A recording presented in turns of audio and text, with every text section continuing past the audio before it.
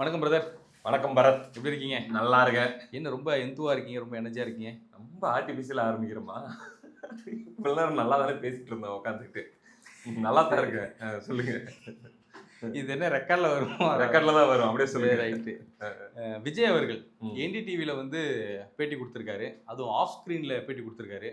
First அதை எப்படி of பார்க்குறீங்க? த கேமரா பேட்டி. ஆமா. எல்லாருமே வந்து இன்னைக்கு பயங்கர ட்ரோலா சோஷியல் மீடியால பாத்தீங்கன்னா, டிவிக்கே தவிர மீதி எல்லாருமே டிஎம்கே, ஏடிஎம்கே, என்டிகே எல்லாருமேங்க விஜய் ஹேட்டர்ஸ், சினிமாவில் இருக்கக்கூடிய விஜய் ஹேட்டர்ஸ் அப்படின்னு சொல்லி ஒட்டுமொத்த பேரும் கார்னர் பண்ணி அந்த ஒரு விஷயத்தை வச்சு தான் அடிச்சிட்டு இருக்காங்க. என்னன்னா, கேமரா ஃபேஸ் பண்ணுறதுக்கே பயப்படுறாரு, ஒரு ப்ரெஸ் மீட்டை ஃபேஸ் பண்ணுறதுக்கு பயப்படுறாரு, ஒரு பேட்டி கொடுக்க பயப்படுறாரு. இவரெல்லாம் எங்க தலைவரா? இன்னும் 2 மாசத்துல வந்து எலெக்ஷனே வரப்போகுது. ஒரு பேட்டி கொடுக்கறதுக்கு என்ன பிரச்சனை? அங்க அவ்வளவு பெரிய ஆட்கள்லாம் போயிட்டு என்ன மேட்டர்னா, ஆக்சுவலி என்டிடிவி டீம் அவங்க வந்து சென்னைக்கு வந்திருக்காங்க. ஏன்னா தமிழ்நாட்டில் இன்னும் 2 மாசத்துல எலெக்ஷன் நடக்கிறதுனால இங்க இருக்கக்கூடிய லீடர்ஸ் அவங்க எல்லாத்தையும் வச்சு ஒரு நிகழ்வு, அது வந்து ஒரு அரங்கம் மாதிரி வச்சு நடத்துவாங்களா. நம்ம மக்கள் மன்றம் இங்க இருக்கிற கெஸ்ட்டுங்களை கூப்பிட்டு வச்சு நடத்துற மாதிரி அவங்க கொஞ்சம் பெரிய லெவலில் நடத்துறாங்க, நேஷனல் மீடியான்னு வச்சுக்கோங்க. இதுல வந்து முதலமைச்சர், துணை முதலமைச்சர் கமலஹாசன் அவர்கள், எதிர்கட்சி தலைவர் எடப்பாடி பழனிசாமி அவர்கள், இன்னும் பாஜக சார்ந்த ஆளுமைகள், அருண்ராஜ் டிவிகேல இருந்து இவங்க எல்லாருமே கலந்துக்கிட்டாங்க. இதுல விஜய் அவர்கள் கலந்துக்கல. ஓகே, இது மேட்டர் இல்ல. இதுக்கு அடுத்து ஒண்ணு நடக்குது. என்னன்னா, இந்த என்டிடிவி டீம் போயிட்டு விஜய் அவர்களை பனையூர்ல சந்திக்கிறாங்க. சந்திச்சு 1 மணி நேரம் அவங்களுக்குள்ள வந்து கான்வர்சேஷன் போகுது. இந்த கான்வர்சேஷனை தொடர்ந்து என்ன பண்றாங்க, என்டிடிவில அதை வந்து ஒரு மிகப்பெரிய எக்ஸ்க்ளூசிவா போடுறாங்க.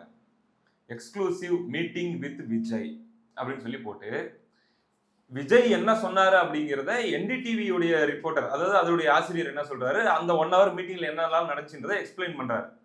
ஓகே, இதுதான் மேட்ரு. இதை வச்சுதான் இது என்னையா புது காமெடி, ஆஃப் த கேமரால வந்து இவர் என்னையா பேட்டி கொடுத்தாரு, இப்படி ஒரு பேட்டி, இவர் கொடுத்த பேட்டியை இன்னொருத்தர் கேட்டுட்டு வந்து அவர் பேட்டி கொடுக்குறாரு அப்படின்லாம் ட்ரோல் பண்ணிருக்காங்க. முதல்ல நான் கேட்கிற கேள்வி, இந்த ட்ரோல்ல எனக்கு ஏன் உடன்பாடு இல்லை அப்படின்றதுக்காக நான் சொல்றேன். அதுல எந்த இடத்துலயாச்சும் என்டிடிவி அதை வந்து பேட்டி, இன்டர்வியூ அப்படின்னு சொல்லி அவங்க எங்கேயாச்சும் போட்டிருக்காங்களா? சோசியல் மீடியாவில் அவங்களுடைய ட்விட்டர் பேஜ்லேயே ஆகட்டும், அவங்களுடைய யூடியூப் பேஜ்லேயே ஆகட்டும், போடலை. தெளிவாக அவங்க போட்டிருக்காங்க, Vijay exclusive inside NDTV's meeting with Vijay. எங்களுடைய என்டிடிவியை சார்ந்த, எங்களுடைய நிறுவனத்தை சார்ந்த ஆட்கள் விஜயுடனான சந்திப்பு. அந்த சந்திப்பின் போது விஜய் அவர்கள் சொன்னதாக அவர்கள் பகிரக்கூடிய செய்திகள். இதுல எங்கேயாச்சும் எக்ஸ்க்ளூசிவ் இன்டர்வியூன்னு இருக்கா? ஆஃப் த கேமரா இன்டர்வியூ அப்படின்லாம் ஒன்று இருக்கா? இல்ல, ஆஃப் த கேமரால நாங்க பேசிக்கிட்டோம், அவர் இதெல்லாம் சொன்னாருன்னு அவர் வெளியே வந்து ஷேர் பண்ணார். அது ஆஃப் த கேமரா வச்சிருக்க வேண்டியதானே, அது எதுக்கு வெளில கொண்டு வரீங்க? நாங்க சொல்லலாமான்னு கேட்டிருப்பாங்க. சரி சரி சொல்லுங்க அப்படின்னு விஜய் சொல்லியிருக்கலாம். இல்லைங்க, எடப்பாடி அவர்கள் வந்து எதிர்கட்சி தலைவர், அவர் வந்து என்டிடிவியில் உட்காந்து மீட்டிங் இது பண்ணுற இன்டர்வியூ கொடுக்குறாரு. இங்கே ஸ்டாலின் அவர்கள், உதயநிதி, கனிமொழி, கமலஹாசன் இவங்க எல்லாரும் வந்து இது இன்டர்வியூ கொடுக்குறாங்க. விஜய் அவர்கள் இன்னும் ஒரு பத்திரிகையாளர் கூட சந்திக்கக்கூடிய ஒரு இடத்துல இல்லை. 2வது டிவிக்கேல 1.5 கோடி தொண்டர்கள் இருக்குன்னு பெருமையாக பேசுறாங்க. அதுல ஒரு நபர் கூட கிடையாது பிரசத்தை சந்திக்கிறதுக்கு. அப்ப இல்ல இவ்வளவு பயம். பிரஸ்ஸை வந்து அவங்க கட்சியில் இருக்கக்கூடிய நிர்வாகிகள் எல்லாம் சந்திச்சுட்டாங்க. இப்ப ஜாயின் பண்ண ஃபெலிக்ஸ் அவர்கள் இருந்து எல்லாருமே பிரஸ்ஸை மீட் பண்ணிட்டு தான் இருக்காங்க. ஊடகவியலாளருங்க அருண்ராஜ் சந்திக்கிறாரு, ஆதவர்ஜுனா சந்திக்கிறாரு. ஒரு கட்சி தலைவர் சந்திக்கணும் இல்ல, ஏன் பயப்படுறாரு கேமராவை பார்த்து? அத பயம் அப்படின்னு சொல்லி பார்க்கலாம் அப்படின்னு ஒரு ஆங்கிள் இருக்கு. நம்ம கொஞ்சம் என்ன சொல்றது, நியூட்ரலாவே பேசுவோம். சரி, விஜய் சைடு இருக்கக்கூடிய மிஸ்டேக்ஸ் அல்லது வந்து விமர்சனமா பார்க்கப்பட வேண்டிய விஷயங்கள், அல்லது இதை வந்து இன்னொரு பக்கம் அவங்க ஸ்ட்ராட்டஜியா அவங்க என்ன நினைக்கிறாங்க, இது ரெண்டையுமே நம்ம பார்ப்போம். இது முதல்ல இன்டர்வியூ கிடையாது. சரி, இன்டர்வியூன்னு சொல்லி டிவிக்கு அதை ப்ரமோட் பண்ணவே இல்லை. என்டிடிவி அதை எடுத்து போடுறாங்க. அதை மற்றவங்க எல்லாருமே வந்து அதுக்கு இன்டர்வியூன்னு பேர் வச்சு அது off the screen interview, off the camera இன்டர்வியூன்னு சொல்லி ட்ரோலும் பண்றாங்க. நான் சிம்பிளா ஒன்று கேட்கறேன் பரத், நீங்க கேட்ட கேள்வியிலிருந்து வரேன். நம்ம மீடியால இருக்கோம், டிஜிட்டல் மீடியால இருக்கோம். மெயின் ஸ்ட்ரீம் மீடியால என்ன நடக்குதுன்றது நமக்கு நல்லாவே தெரியும். அது தமிழ்நாடு லெவல்லையா இருந்தாலும் சரி, நேஷனல் லெவல்லையா இருந்தாலும் சரி. குறிப்பாக பெரிய பெரிய தலைவர்கள் அவங்கள எடுக்கக்கூடிய இன்டர்வியூ எப்படி நடக்குது அப்படின்னு நமக்கு தெரியும். கிடுக்குப்பிடி கேள்விகள் அப்படிலாம் ஒன்றும் இல்லை. ஐயா ஸ்டாலின் அவர்கள்கிட்ட தந்தி டிவியில் இன்டர்வியூ எடுத்திருந்தாங்க. அவரோட அப்படியே உலாத்திக்கிட்டு உலா வந்துக்கிட்டு அவர்கிட்ட வந்து அவர் மனசு கோணாத மாதிரி என்ன குழம்பு பிடிக்கும், என்ன சாப்பிடுங்க. கோபிநாத் இன்டர்வியூ எடுத்திருந்தார்ல, நல்ல பாட்டா ஒரு பாட்டு பாடுங்க, ஒரு 4 வரி, அப்புறம் வீட்டிலலாம் எப்படி, இப்படித்தானே பேசுவாங்க. இதுதான் இன்டர்வியூன்னு சொல்லி அவங்க எடுத்து போடுறாங்க. வரேன் நான் சொல்லிடுறேன். அப்போ இங்க பெரிய தலைவர்களாக இருக்கக்கூடியவங்களுக்கு இந்த மெயின் ஸ்ட்ரீம் மீடியா வந்து மிகப்பெரிய சேலஞ்ச் எல்லாம் ஒன்றும் கிடையாது. இப்ப விஜய் இப்போ முதல்ல ஸ்கிரிப்டட் இன்டர்வியூ தான். இதை நீங்க ஒத்துக்கிறீங்களா இல்லையா? பெரும்பாலான இன்டர்வியூக்கள் ஸ்கிரிப்டட் இன்டர்வியூ தான். அதாவது ஆர்கானிக்கா நடத்துற இன்டர்வியூ நடத்தலாம், ஸ்கிரிப்டட் இன்டர்வியூவும் நடத்தலாம். திமுக தலைவர் ஐயா ஸ்டாலின் அவர்களோ மற்றவங்களோ அவங்க என்ன நடத்துறாங்க அப்படிங்கிறது நமக்கு தெரியும். இப்படி ஒரு இன்டர்வியூவை விஜயால நடத்தவே முடியாதுன்னு நீங்க நினைக்கிறீங்களா? இது வரைக்கும் விஜய் ஒரு பேட்டி கூட அரசியல் ரீதியா கொடுத்ததில்லை. எந்த சேனலுக்கும் கொடுத்ததில்லை. நேஷனல் சேனலா இருந்தாலும் சரி, இங்க தமிழ்நாட்டில் இருக்கக்கூடிய மெயின் ஸ்ட்ரீம் மீடியாவா இருந்தாலும் சரி. அப்போ முதல்ல விஜய் கிட்ட அரசியல் சம்பந்தமாக ஒரு பேட்டி எக்ஸ்க்ளூசிவா வெளியிட போகிறோம் அப்படிங்கிற ஆப்பர்ச்சுனிட்டி கிடைக்குது அப்படின்னா அது என்டிடிவியா இருக்கட்டும், இல்ல தமிழ்நாட்டில் இருக்கக்கூடிய பிக்கஸ்ட் நியூஸ் மீடியாவா இருக்கட்டும், சேனலா இருக்கட்டும், கிடைக்குது அப்படின்னா அதுக்கு அவங்க விஜய் சைட்ல இருந்து ஒரு கண்டிஷன் வைக்கிறாங்க. என்னன்னா பாருங்க, ரொம்ப வந்து ஆர்குமெண்ட் டைப்ல எல்லாம் வேணாம், ஒரு கூலான, ஒரு ஸ்மூத்தான ஒரு கான்வர்சேஷன் ஸ்டைல்ல வச்சுக்கலாம்.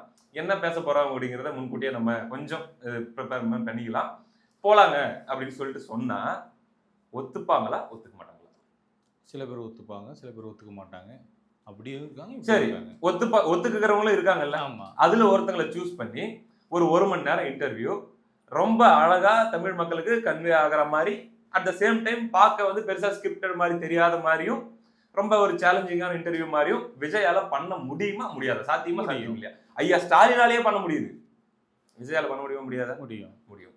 இப்படியான வாய்ப்புகள் இருக்கும்போது நான் வந்து கேமரா பார்க்கறதுக்கு எனக்கு பயம், கேமராலாம் ஆஃப் பண்ணிருங்க, நான் வந்து இருட்டில் உட்காந்துக்கிட்டு நான் உங்களுக்கு இன்டர்வியூ கொடுக்குறேன், அதை கேட்டுட்டு போய் நீங்களா வெளியே சொல்லிருங்க அப்படின்னு விஜய் சொல்லியிருக்கவே சொல்ல வேண்டிய தேவை என்ன இருக்குன்னு நான் கேட்குறேன். சரி, அதுக்கு இன்டர்வியூ பண்ணிட்டு போயிடலாம். மேட்ரு என்னன்னா, இப்ப இன்டர்வியூ அப்படின்னு சொல்லி ஒரு ஃபர்ஸ்ட் பேசியிருக்கிறதுக்கு வாய்ப்பே இல்லை. இன்டர்வியூ கொடுக்குறேன்ற வார்த்தையெல்லாம் சொல்லியிருக்கிறதுக்கு வாய்ப்பே இல்லை. அவங்க சென்னைக்கு வந்திருக்காங்க, விஜயும் அவங்க டீம்ல இருந்து மீட் பண்ணணும்னு கேட்டிருப்பாங்க. ஒரு நேஷனல் மீடியா, ரொம்ப ஒன் ஆஃப் த என்ன சொல்றது, ரொம்ப டாப்ல இருக்கக்கூடிய மீடியா, வாங்கன்னு சொல்லி பேசியிருக்கலாம். பேசுனதுக்கு அப்புறம் இதை நாங்க சொல்லலாமான்னு கேட்டிருப்பாங்க, சொல்லுங்கன்னு சொல்லியிருக்கலாம். இவ்வளவுதான் விஷயம். இதுல ட்ரோல் பண்றதுக்கு என்ன இருக்குன்னு எனக்கு தெரியல. கண்டிப்பா எப்பயாவது பனையூர்னா பரவாயில்ல, எப்போதுமே பனையூர்னா என்னங்க இது?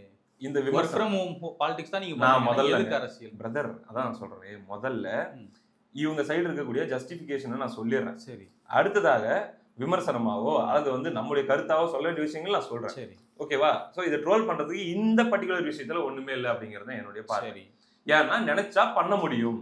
ஐயா ஸ்டாலின் கிட்ட கொஸ்டின் ஆர்டரே மாத்தி மாத்தி கேட்டு நடக்கிற பிரஸ் மீட்லாம் நடக்கும்போது, அந்த அளவுக்கு ஸ்கிரிப்டடா நடக்கும்போது விஜய் கிட்ட இன்னும் கொஞ்சம் ஈஸி தாங்க, ஈஸி தான். அவர்கிட்ட ஒரு மணி நேரம் இன்டர்வியூ எடுக்கிறது. ஏன்னா கொடுத்தவர் தான். இதே என்டிடிவிக்கு விஜய் கொடுத்த இன்டர்வியூ வீடியோ இருக்குங்க. சினிமா இருக்கும்போது 2011 நினைக்கிறேன், வேலாயுதம் டைம்ல நினைக்கிறேன். அரசியல் பத்தியும் கேட்டிருக்காங்க, சினிமா பத்தியும் கேட்டிருக்காங்க, கம்ஃபர்டபுளா கொடுத்துருக்காரு.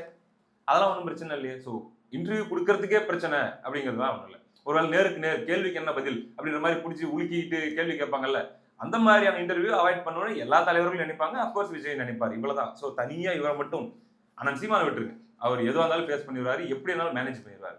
அவருக்கு எக்ஸ்பீரியன்ஸ், அதுலயே இருக்கிற அந்த எக்ஸ்பீரியன்ஸ். மற்றபடி அவாய்ட் பண்றது அப்படிங்கிறது இயல்பான விஷயம் தான். ஒண்ணு. ரெண்டாவது கேள்வி வரும், இப்படி அதிகமா, அதாவது பப்ளிக்கை சந்திக்கிறதும் மொத்தமாவே எண்ணி பார்த்தா ஒரு 10 தடவை நடந்திருக்கும். இந்த 2 வருஷம் ஆச்சு கட்சி நடந்து. அது போக பாத்தீங்கன்னா ஒரு பிரஸ் மீட் அப்படிங்கிறது கிடையாது, பேட்டி அப்படிங்கிறது கிடையாது அப்படின்னு ஒரு விஷயம் சொல்ல வரீங்கல்ல. இதுல இப்படி 2 இடத்துல 2 சைடு நம்ம பார்க்கலாம். இப்ப டிவிகே சைடு என்ன யோசிக்கிறாங்க, அவரை சுத்தி இருக்கிற வியூக வகுப்பாளர்கள் அப்படின்னு இருக்கக்கூடியவங்க என்ன சொல்லியிருக்கலாம் அப்படின்னா, நம்ம எக்ஸ்போஷரை ரொம்ப கம்மியா வச்சுக்கிட்டோம்னா நமக்கான எக்ஸைட்மெண்ட் ரொம்ப அதிகமா இருக்கும், நம்ம வந்து ரொம்ப கம்மியா அப்பியர் ஆகலாம், அப்போ இன்னும் அந்த கிரேஸ் இன்னும் அப்படியே மெயின்டைன் ஆகும். அளவுக்கு அதிகமா போயிட்டு இப்ப ரஜினிகாந்த் ஏர்போர்ட்ல பார்க்கும்போது இருக்கக்கூடிய மீடியா கிட்டையாகட்டும், மக்கள்கிட்டயும் இருக்கக்கூடிய அந்த ஆர்ப்பரிப்பு கமலஹாசனை பார்க்கும்போது இருக்காது. அடிக்கடி அவர் தன்னை வந்து என்ன பண்ணிட்டு இருப்பாரு, கொடுத்துட்டே இருப்பாரு பப்ளிக்ல, ஏதோ ஒண்ணு பண்ணி பேசிட்டே இருப்பாரு வளவலன்னு. ஆனா ரஜினி ரொம்ப கம்மியா வாழ்த்துக்கள் அப்படின்ட்டு போயிருவாரு. அதைத்தான் வந்து பாத்தீங்கன்னா எல்லாரும் பார்ப்பாங்க. சினிமா இருங்க வர்றேன், அவங்க சொன்ன ஸ்ட்ராட்டஜி இதுவா இருக்கும்னா இது ஜஸ்டிபிகேஷன் பாயிண்ட்டுக்குள்ள வரல. இப்படிதான் அவங்க சொல்லியிருக்க வாய்ப்பு இருக்குன்னு சொல்றாங்க. கம்மியா நம்ம எக்ஸ்போஸ் ஆகணும், கம்மியா நம்ம பேசணும், அது ஒரு வாரத்துக்கு பேசு பொருளா மாறணும். இப்ப பாருங்க விஜய், இப்ப நீங்க ஒரு எக்ஸாம்பிள் எடுத்துக்கங்க. எல்லா தலைவர்களும் என்டிடிவில பேசினாங்களா? எல்லாரும் பேசுனதுமே பாத்தீங்கன்னா 10,000 15,000 இப்படிதான் பார்த்திருக்காங்க. விஜய் பேசவே இல்லை. விஜய் பேசினதா இன்னொருத்தர் வந்து பேசுறாரு, அது 5 லட்சம் பேர் பார்த்திருக்காங்க. இது அவங்க ஸ்ட்ராட்டஜின்னு நம்பலாம். ஆனா நீங்க சொன்ன இடத்துக்கு இப்ப வரேன், இதுல ஒரு ஆபத்து இருக்கிறது. இந்த ஸ்ட்ராட்டஜி லிமிட்டடா இருக்கிற வரைக்கும் ஓகே, அது ஒரு மாதிரி எக்ஸைட்மெண்டா மெயின்டைன் ஆகும். பட் அளவுக்கு மீறி இது இழுக்கும் போது, ஸ்ட்ரெச் ஆகும்போது, அளவுக்கு மீறி நீங்க உங்களை அன்அவைலபிளாவே வச்சுட்டு இருக்கும்போது, அளவுக்கு மீறி வந்து உங்களை நீங்க ரொம்ப நெருங்க முடியாதவராக வச்சுட்டு இருக்கும்போது அது சேச்சுரேட் ஆயிடும். அது இரிட்டேட்டிங் ஃபேக்டரா மாறதுக்கான வாய்ப்பா மாறும் மக்கள் பார்வையில். அது வந்து என்ன ரொம்ப ஓவரா இருக்கு அப்படிங்கிற ஒரு பாயிண்ட்டை நோக்கி அது நகர்றதுக்கான வாய்ப்பு இருக்கு. ஸோ அரசியல்னு வந்தாச்சு, கட்சின்னு தொடங்கியாச்சு அப்படின்ற பட்சத்துல இந்த இதை வந்து அவர் குறைக்கணும். மக்கள் சந்திப்பை இன்னும் அதிகப்படுத்தணும். அது பேட்டி, அது ஸ்கிரிப்டடோ நான் ஸ்கிரிப்டடோ பேட்டி அப்படிங்கிறது கொடுக்கணும். மேபி நான் இப்படி நினைக்கிறேன், எலெக்ஷன் முன்னாடி நேஷனல் மீடியாவுக்கு ஒரு பேட்டி, தமிழ்நாடு மீடியாவுக்கு ஒரு பேட்டி, ஏதாச்சும் ஒரு சேனல் அங்க ஒன்று இங்க ஒன்று அப்படின்றத சூஸ் பண்ணி ஒரு 1 hour நம்ம கொடுத்துட்டு போயிடலாம், அதுவே போதும் அப்படின்ட்டு அவங்க நினைக்கலாம். பட் அது அவங்களுக்கு போதுமா? அது உண்மையிலேயே அப்படித்தான் ஒர்க் ஆகுமா? அது அவங்களுக்கு பாசிட்டிவா ஒர்க் ஆகுமா? இல்லை வந்து மக்கள் பார்வையில் நெகட்டிவா ஒர்க் ஆகுமா அப்படிங்கிறத மக்கள் தான் முடிவு பண்ணணும். இப்போ இன்னொரு மனப்பான்மை இருக்கு. எம்ஜிஆர் கூட எப்போதுமே விஜய் ஒப்பிட்டு பேசுவாங்க. எம்ஜிஆருடைய அந்த மிகப்பெரிய அரசியல் திருப்பம் வந்து இங்கே நடக்கும், மாற்றம் நடக்கும்னு சொல்லி விஜய் கம்பேர் பண்ணுறாங்க. எம்ஜிஆர் அவர்கள் வந்து உடம்பு சரியில்லாத நேரம் தான் அவர் வீட்டில் இருந்தார். மற்ற எல்லா நேரம் மக்களோட பயணித்த ஒரு நபர். விஜய் அதை பண்ணவே மாட்டுறாங்க. ஆனால் எம்ஜிஆர் கூட ஒப்பிட்டு பேசக்கூடிய அந்த தகவல்லாம் இருக்குது, அந்த விஷயம்லாம் இருக்குல்ல. இப்போவும் விஜய் ரசிகர்கள் தான் சொல்கிறாங்க, எங்கள் ஆள் எம்ஜிஆர் மாதிரி நீங்கள் வேணா பாருங்க அப்படின்றாங்க. அந்த மாற்றம் உருவாக நினைக்கிறீங்களா? தன்னை வந்து பாதுகாத்துக்கிட்டு ஒரு இடத்துக்குள்ள பதுங்கி இருக்கக்கூடிய ஒரு நபர் எப்படி அரசியலுக்கு செட் ஆவார்? முதல் விஷயம், விஜய் அவர்களை வந்து எம்ஜிஆர் கூட ஒப்பிடுறது, ஜெயலலிதா அவர்கள் கூட ஒப்பிடுறது, இல்லை கருணாநிதி யாரு கூடயுமே, நான் என்ன சொல்றேன்னா, விஜய் அப்படிங்கிறவரை வேணா, அதாவது மற்ற யாரையாச்சும் விஜய் கூட ஒப்பிடுற அளவுக்கு அவர் அப்படி கிரியேட் ஆகி வரட்டும்னு தான் நான் சொல்றேனே தவிர, அந்த ஃபார்மேட் இவருக்கு மேட்ச் ஆகாதுன்னு நான் சொல்றேன். எந்த விதமான லீடர்ஸோடையுமே விஜய் அவர்களை ஒப்பிட வேணாம். அவர் வேற ஒரு மாதிரி அவருடைய, நான் இன்னொரு விஷயமும் நான் பாக்குறேன், ஓப்பனா சொல்லணும்னா, டெஃபினட்டா அவங்களுடைய அந்த லேர்னிங் ப்ராசஸ் தான் இப்ப இருக்குதுன்னு நான் பாக்குறேன். ஏன் 2026ல யங்ஸ்டர்ஸ்க்கு அப்பாற்பட்டு அல்லது வந்து ஒரு செக்டார் உமன் அப்படிங்கிற ஓட்டர்ஸ்க்கு அப்பாற்பட்டு பெரும்பாலானவங்க அல்லது அனுபவசாலிகளா இருக்கிறவங்க தயக்கம் அடைவதற்கான காரணம், டிவிக்கே வரணுன்ற ஆசைலாம் இருக்கும், விஜய சிஎம் உட்கார வச்சு பார்க்கணுன்ற ஆசைலாம் இருக்கும். ஆனா அது 2026லயே பார்த்துடணும், இன்னும் 2 மாசத்துலயே பார்த்துடணும் அப்படிங்கிற அளவுக்கான எக்ஸ்பெரிமெண்ட்டுக்கு ஏன் போக தயங்குவாங்க அப்படின்னா, வெளிப்படையா இவங்க கிட்ட தெரியக்கூடிய, இவங்களுடைய கேம்ப்ல தெரியக்கூடிய அந்த அமெச்சரிஷ் ஆக்டிவிட்டிஸ், அதாவது அனுபவமின்மை அப்படிங்கிறது அப்பட்டமா தெரியக்கூடிய விஷயங்கள். அதற்கு விஜய் அவர்களும் காரணமா இருக்கலாம், விஜயை சுற்றி இருக்கக்கூடியவர்களும் காரணமா இருக்கலாம், அவர்களுடைய தவறான திட்டமிடுதல்கள், அவர்கள் கொடுக்கக்கூடிய ஐடியாக்கள் அப்படின்ட்டு பல விஷயங்கள் அவங்களுக்கு பேக் ஃபயர் ஆனதும் நம்ம பார்த்துருக்கிறோம். அப்போ இப்ப இதை விஜய் வந்து நீங்க உங்களை ரேராவே மெயின்டைன் பண்ணிக்கங்கன்னு இவங்க கொடுக்குற ஐடியா அளவுக்கு மீறும் போது அது பேக் ஃபயர் ஆக வாய்ப்பு இருக்குது. அதை அவர்கள் புரிந்து கொள்ள வேண்டும். அடுத்து வரக்கூடிய நாட்கள்ல அவங்க அதை பார்த்துக்கணும் அப்படிங்கிறத என்னுடைய பார்வை. ஓகே, இப்போ அந்த என்டிடிவி ஊடகத்துக்கு அந்த மீட்டிங்கில் நடந்ததில்ல, அதில் ஒரு மிக முக்கியமான ஒரு விஷயத்தை குறிப்பிட்றாங்க. விஜய் அவர்கள் வந்து கருணாநிதி அவர்களையும் எம்ஜிஆர் அவர்களையும் ஜெயலலிதா அவர்களையும் ரோல் மாடலாக எடுத்துக்கிட்டதாக விஜய் சொன்னார்னு சொல்லி பதிவு பண்ணுறாங்க. இங்கே தமிழ்நாட்டுக்கு எதிராக ஈழ மக்களுக்கு எதிராக கருணாநிதி அவர்கள் செய்த விஷயங்கள் என்ன நமக்கு தெரியும். மீத்தேன் ஈத்தேன் போன்ற திட்டங்கள் அவர் தான் கொண்டு வந்தார். அது மாதிரி நிறைய குற்றச்சாட்டு கருணாநிதி அவர்கள் மேலே இருக்குது. அவர் வந்து ரோல் மாடலாக எடுத்துக்கணும் அப்படின்றது வந்து நம்ம எப்படி எடுத்துக்க முடியும்? கண்டிப்பா இதில் நான் முரண்படுறேன். அதாவது 100% நான் முரண்படுறேன். ஓகே, அவர் யாரையுமே, அதாவது ரோல் மாடலா யாரை வேணா ஒருத்தங்க எடுத்துக்கலாம் அப்படிங்கிறது ஒரு விஷயம். ஆனா உங்களை வந்து ஒரு தனித்தன்மை மிக்க லீடராக நீங்க எஸ்டாப்ளிஷ் பண்ண வரீங்க அப்படின்னும் போது, விஜயகாந்த்ல இருந்து யாரெல்லாம் இதுக்கு முன்னாடி ஐக்கானா இருக்காங்களோ எல்லாரையுமே வந்து அவங்கள நான் இன்ஸ்பிரேஷன் எடுத்துக்கிறேன், அல்லது அவங்கள பார்த்து நான் மோட்டிவேஷன் ஆகிறேன், அல்லது வந்து அவங்க என்னுடைய ரோல் மாடல் அப்படின்னு சொல்றது வந்து உங்களை கொஞ்சம் வீக்கா காமிச்சிரும்னு நான் பாக்குறேன். அதுல கருணாநிதி அவர்களுக்கு மீது நமக்கு முரண் இருக்குது. கருணாநிதி எப்படிங்க உங்களுக்கு ரோல் மாடல் ஆக முடியும், எந்த விஷயத்திலங்க உங்களுக்கு ரோல் மாடல் ஆக முடியும் அப்படின்னு கேட்கலாம். இப்ப பதில் இப்படி கூட வரலாம், கருணாநிதி வந்து அவர் டாக்ஸிக்கா பண்ணாரோ இல்ல வந்து நல்லெண்ணத்தோட பண்ணாரோ, ஆனா அவர் கண்டிப்பா, இப்ப நீங்க ஒண்ணு இல்ல, கிஷோர் பிரதர் இருக்காருல்ல, கருணாநிதி அவர்களுடைய குடும்பத்தை வந்து தொடர்ச்சியாக கடுமையாக விமர்சிச்சு திட்டியே தான் இருப்பாரு. ஆனா கருணாநிதி கில்லாடியான்னு கேளுங்க, என்ன சொல்லுவாரு? அரசியல்ல ராஜதந்திரியான்னு கேளுங்க. சோ மேபி அந்த விஷயம் நெகட்டிவ் கேரக்டரோ என்னவோ அது இருந்துட்டு போகுது. பட் அவங்க கிட்ட இருந்து அந்த பொலிட்டிக்கல் ஸ்மார்ட்னஸ் நான் வந்து ஒரு இன்ஸ்பயர் ஆகுறேன். ஜெயலலிதா அவர்கள் கிட்ட இருக்கிற அந்த ஆளுமையை பார்த்து நான் இன்ஸ்பயர் ஆகுறேன். எம்ஜிஆர் அவர்கள் கிட்ட இருக்கக்கூடிய அந்த கரிஸ்மாவை பார்த்து நான் இன்ஸ்பயர் ஆகுறேன் அப்படின்ற மாதிரி தான் ஒருத்தர்கிட்ட இருந்து மொத்த கேரக்டரிஸ்டிக்ஸையும் ஒருத்தர் வந்து இன்ஸ்பயர் ஆகணுன்ற அவசியம் இல்லை, எடுத்துக்கணுன்ற அவசியம் இல்லை. அந்த ஆங்கிள் தான் நான் பாக்குறேன். இன்னொன்னு, அதை சொல்லக்கூடாது, இன்ஸ்பிரேஷனா மனசுக்குள்ள வச்சுக்கலாம், எடுத்துக்கலாம், அந்த லேர்னிங்கை தனக்குள்ள ப்ராசஸ் பண்ணலாம், அதை சொல்லிட்டே இருக்கக்கூடாது. அப்போ பார்த்தா எல்லார் பேரையும் சொல்ல, இது வந்து ஒரு வகையில் வந்து ஓட்டுக்கான ஸ்ட்ராட்டஜி மாதிரி மாறி போகுது. எனக்கு வந்து திமுகவில் இருக்கக்கூடிய கருணாநிதி அவருடைய லாயலிஸ்ட்டுங்களும் எனக்கு வேணும், எம்ஜிஆர் லாயலிஸ்ட்டுங்களும் வேணும், ஜெயலலிதா அவருடைய லாயலிஸ்ட்டுங்களும் வேணும், விஜயகாந்த் லாயலிஸ்ட்டுங்களும் வேணும், அதே மாதிரி தலைவர் பிரபாகரன் அவர்கள் மீது பற்று கொண்டவர்கள் வேணும். இப்படியான ஒரு ஓட்டுக்காக எல்லார் பேரையும் பயன்படுத்தக்கூடிய அந்த ஒரு தவறை ஏற்கனவே நிறைய பேர் பண்ணிருக்காங்க. அந்த தவறை விஜய் பண்ண வேண்டிய அவசியமே இல்லைன்னு நான் சொல்றேன். இல்ல இது தனக்கான ஓட்டுன்னு அவர் உருவாக்குறது தான் பெஸ்ட். இது முதல் தடவை இல்ல. அவர் சினிமால இருக்கும்போதே ஆரம்ப காலகட்டத்தில விஜயகாந்த் அவர்கள் அவர் கூட நடிச்சு தான் வெளில வராரு. அவரோட தம்பின்ற அறிமுகத்துல வராரு. அப்புறம் ரஜினியோட ரசிகன் சொல்லி வராரு. அப்புறம் எம்ஜிஆர் ரசிகன் சொல்லி வராரு. இந்த டிராவல் எப்படி இருக்குன்னா, சினிமால இருந்த ஒரு ஃபார்முலா திருப்பி அதை இங்க கொண்டு வந்து திணிக்கிறாங்கல்ல. அதே ஃபார்முலா, அதே டீ கடை, அதே மாஸ்டர் இங்க என்ன மாறப்போகுது? அதை அவாய்ட் பண்ணணும்னு தான் நான் சொல்றேன். ம். இது அவருக்கு அது தேவையில்லைன்னு தான் நான் சொல்றேன். அவருக்கான ஒரு பெஞ்ச் மார்க்க அது பேச்சாகட்டும், மக்கள் சந்திப்பாகட்டும், மக்களோட உரையாடல். இப்ப அவருடைய பிரச்சார கூட்டங்கள் அதாவது ஒரு 6, 7 தான் நடந்துச்சு. அதுக்கப்புறம் ஸ்டாப் ஆயிடுச்சு. ஆமா. அதுல ஒரு 3வதோ 4வதோ நடந்த எனக்கு ஒரு கூட்டம் ரொம்ப பிடிச்சிருந்துச்சு. அது ப்ரிப்பேர்டு ஸ்பீச் தான், நான் இல்லைன்னு சொல்ல. 15 நிமிஷம் தான் நடந்திருக்கும். ஆனா அந்த 15 நிமிஷத்துல அந்த கம்யூனிகேஷன் ஸ்டைல் எடுத்துட்டு போனாரு. இவர் ஒண்ணு கேட்க அவங்க ஒண்ணு சொல்ல, அல்லது இவர் ஒண்ணு சொல்ல அவங்க ஒண்ணு கேட்க. அங்க இவர் பேசுறதுக்கும் அவங்க கொடுக்குற ரெஸ்பான்ஸுக்கும் 15 நிமிஷமும் பாத்தீங்கன்னா இந்த இப்போ ஒரு திட்டமா கேட்டு செஞ்சாங்களா, அங்க இல்லன்னு பதில் வரும். இவங்க நமக்கு வேணுமா அப்படின்னு கேட்டா அங்க இல்லன்னு அந்த ஸ்டைல் ஒன்று உருவாக்குறாருல்ல. நண்பா சொல்லு, இந்த மாதிரியான விஷயங்கள்லாம் வந்து நல்லா தான் இருக்கும் மக்களுக்கு. அல்லது வந்து ஈவன் போதிய அளவுல அரசியல் பற்றின பெரிய புரிதலோ அல்லது வந்து எழுத்தறிவோ அப்படி இல்லாதவங்களுக்கு கூட அது ரொம்ப பிடிச்சுதான் இருக்கும். அது டிவியில பார்த்தாலும் பிடிக்கும், நேர்ல பார்த்தாலும் பிடிக்கும். அதை அவர் உருவாக்கிட்டு போலாமேன்னு தான் நானும் பாக்குறேன். எதுக்கு ரொம்ப வந்து அடுத்தவர்களை சார்ந்து அடுத்தவர்களுடைய அடையாளத்தை தன் மீது ஏற்றுக்கொள்ள வேண்டும் அப்படிங்கிற அந்த ஒரு அது இன்செக்யூரிட்டின்னு சொல்றதா இல்ல வந்து ஓவரா அலர்ட்டா இருக்கிற தன்மை அப்படின்னு சொல்றோம்ல, அது தேவையா அப்படின்ற கேள்வி எனக்கும் இருக்குது.